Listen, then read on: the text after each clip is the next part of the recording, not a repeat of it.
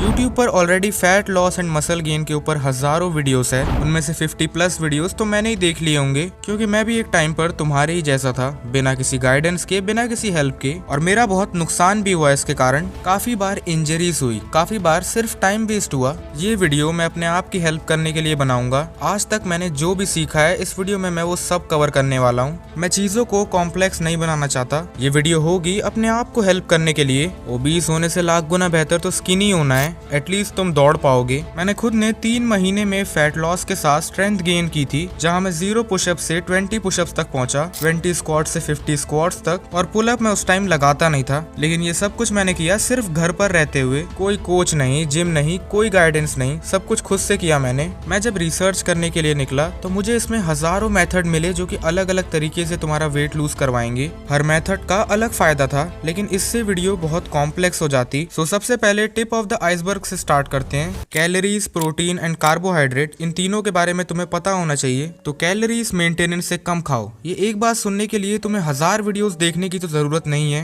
हर खाने की अपनी कैलोरीज होती हैं, उन्हें तुम मेंटेनेंस से कम खाओगे तो तुम वेट लूज करोगे। पर खाने में कैलोरीज के अलावा प्रोटीन एंड फैट भी होता है। तो सबसे पहले बात करते हैं एक गेम चेंजर पॉइंट की। देखा जाए तो फैट लॉस तो तुम पिज्जा खाते हुए भी कर सकते हो, अगर वो तुम्हारे मेंटेनेंस कैलोरीज के अंदर है, पर तुम कर नहीं पाओगे। क्यों? जब भी तुम प्रोसेस्ड कार्ब्स खाओगे तुम्हारा ब्लड शुगर लेवल स्पाइक होगा, जिससे डोपामिन रिलीज होगा, जो कि एक हैप्पी हार्मोन है, और किसी ज़ॉम्बी की तरह तुम्हारी भूख 10 गुना बढ़ जाएगी और तुम्हें और ज्यादा खाने का मन होगा। तुम देख लेना, जिस भी खाने की चीज में कार्ब्स बहुत ज्यादा है, खासकर की प्रोसेस्ड कार्ब्स, उन्हें खाने के बाद तुम रुक ही नहीं पाओगे। फिर तुम्हारे मन में एक्सक्यूजेस आते हैं कि मैं तो खुशमिजाज इंसान हूँ, कल से सब सीरियसली करूंगा, और वो कल कभी आता ही नहीं है, क्योंकि अगले दिन तुम सेम मिस्टेक कर देते हो। मेरी एक बात याद रखना, अगर तुम्हें भूख लगी है और तुम कोई कार्बोहाइड्रेट डेंस फूड खा लेते हो, वो 400 कैलोरीज में तुम्हारी भूख को कम नहीं करेगा, उल्टा 10 गुना बढ़ा देगा। ऊपर से कार्ब्स खाने के बाद ना तुम्हारा दिमाग स्लो हो जाता है, या अचानक से भूल जाना कि तुम क्या काम कर रहे थे। तुम बीच बीच में जोन आउट होने लगोगे। इसके अलावा कुछ करने का मन नहीं करेगा तुम्हारा, पूरा दिन बस बैठकर स्क्रॉल करते रहोगे। अगली चीज है प्रोटीन। अगेन गूगल से निकाल सकते हो कि प्रोटीन किन चीजों में होता है। अब बाकी वीडियोस में तो लोग बोल देते हैं कि 150 ग्राम प्रोटीन खाओ, लेकिन तब क्या होगा जब तुम एक मिडिल क्लास फैमिली से हो, तुम 120 ग्राम या 150 ग्राम प्रोटीन तो अफोर्ड ही नहीं कर पाओगे। ऐसे में तुम्हारे पास एक ही रास्ता है, ट्रेनिंग वॉल्यूम और इंटेंसिटी को कम करो। हफ्ते में सिर्फ 5 दिन ट्रेन करो या 4 दिन, ताकि तुम्हारी बॉडी रिकवर हो पाए। अगर तुम 60 ग्राम प्रोटीन खा रहे हो और हफ्ते में 6 दिन जिम जा रहे हो, तो मोस्ट लाइकली तुमने फैट से ज्यादा तो मसल लूज कर दिया है, साथ ही साथ स्ट्रेंथ। एटलीस्ट मैंने स्टार्टिंग में ये गलती नहीं की थी, बाद में मैंने अपना प्रोटीन इंटेक बढ़ाया था, उसी के साथ ट्रेनिंग को भी बढ़ाया था। तो प्रोटीन अफोर्ड नहीं कर सकते तो कम ट्रेन करो, जितने में तुम एटलीस्ट पूरा रिकवर हो जाओ। पहले हफ्ते में 5 दिन ट्राई करो, नहीं रिकवर हो पा रहे तो फिर 4 दिन ट्रेन करो। बाकी प्रोटीन और हेल्दी फैट से तुम्हें ज्यादा क्रेविंग नहीं होगी। मैंने ये चीजें तुम्हें इतने डेप्थ में बताई है क्योंकि अब तुम तैयार हो रास्ता चुनने के लिए। तुम्हारे पास टोटल 2 ऑप्शन है, और तुम्हें एंड में क्या पिक करना है वो भी मैं तुम्हें बता दूंगा एंड में। पहला तरीका बिगिनर्स के लिए है, जो कि है कैलोरीज को स्लोली ड्रॉप करना। मतलब इसमें ना तुम्हें डायरेक्ट 2000 कैलोरीज की डाइट फॉलो करना नहीं चालू कर देना है। पहले तो तुम काउंट करो कि तुम अभी कितनी कैलोरीज खा रहे हो। फॉर एग्जाम्पल 3000 या 3500, चलो 3000 ले लेते हैं। तो स्टार्ट करना है तुम्हें 2600 कैलोरीज से। 2 हफ्तों के लिए तुम सिर्फ 2600 कैलोरीज खाओगे। 2 हफ्ते बाद 400 कैलोरीज और कम कर दो, लेकिन हाँ, इसमें तुम्हें 2200 कैलोरीज से नीचे नहीं जाना है। इससे नीचे बहुत ज्यादा डेफिसिट हो जाता है। अगर तुम्हारे घर पर कैलेंडर है तो तुम्हें स्टार्टिंग डे को मार्क कर लेना है, और तुम्हें उस डे को मार्क करना है जिस दिन तुम कैलोरीज कम करोगे। ये तुम फोन में भी कर सकते हो, जैसे भी तुम्हें ट्रैक करना आसान लगता हो। इससे क्या है ना, तुम्हें अडेप्ट करने का टाइम मिलेगा। तुम लेवल 0 से डायरेक्ट लेवल 100 पे जंप नहीं मार रहे हो। और हाँ, कैलोरीज को ड्रॉप करना कम्प्लीटली तुम्हारे ऊपर है। मान लो इसकी जगह तुम हर हफ्ते 200 कैलोरीज ड्रॉप कर रहे हो तो वो भी ठीक ही है। अब इस मेथड से टाइम के साथ तुम्हारे रिजल्ट्स फास्ट होते जाएंगे।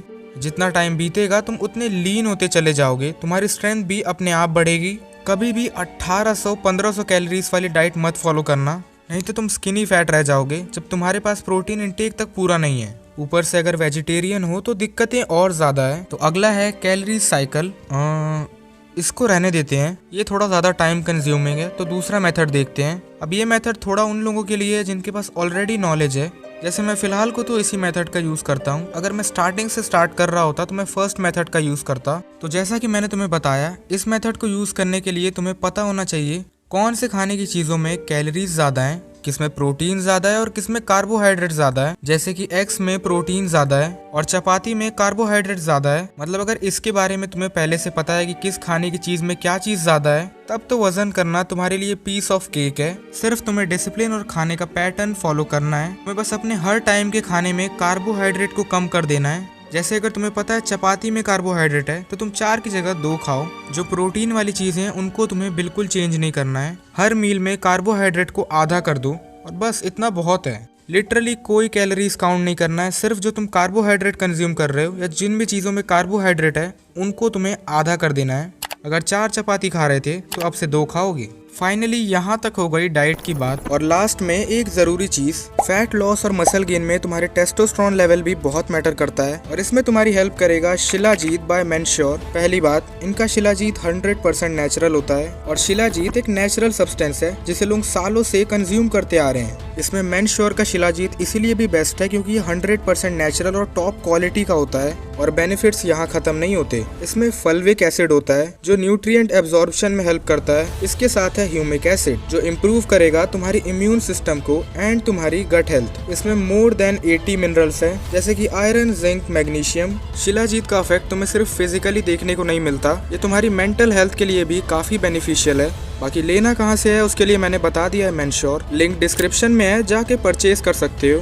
काफी शॉर्ट में समझाने की कोशिश की है मैंने। तो अब वर्कआउट की बात करते हैं। अगर तुम्हें लीन होने के साथ साथ फास्टर और स्ट्रॉन्गर भी होना है तो ये रूटीन तुम्हारे लिए है। तुम हफ्ते में 4 दिन ट्रेन कर रहे हो या 5 दिन, ट्रेन तो तुम घर ही पर कर रहे हो, तो एक ऐसा स्पोर्ट जिसे तुम घर पर ही कर सकते हो और उससे सबसे ज्यादा कैलोरीज बर्न होती है, वो स्पोर्ट है बॉक्सिंग। तुम हफ्ते में सिर्फ 4 दिन ट्रेन कर रहे हो, उसमें भी तुम एक सेशन में चेयर पे बैठ के बाइसेप कर्ल लगा रहे हो। इससे कितनी कैलोरीज बर्न हुई? मे बी 30 या 40। इससे क्या होगा तुम्हारा? क्योंकि मुझे पता है बाकी दिन तुम लेटे लेटे बिता देते हो। बॉडी बिल्डर्स वाले रूटीन से तुम्हारा घर पर वेट लूज करना और भी ज्यादा मुश्किल हो जाएगा। और जो रूटीन मैंने फॉलो किया था वो भी गेम चेंजर था मेरे लिए। अब घर पर ट्रेन करने के लिए तुम्हें रेजिस्टेंस बैंड जैसी चीजों की जरूरत होगी या फिर एक हैंड ग्रिपर या पंचिंग बैग। अगर तुम्हें खरीदना ही है तो मैं इन तीनों का ही लिंक डिस्क्रिप्शन में डाल दूंगा विद बेस्ट क्वालिटी, तो चाहो तो खरीद सकते हो। रूटीन पे आते हैं। स्टार्ट करेंगे वार्म अप से।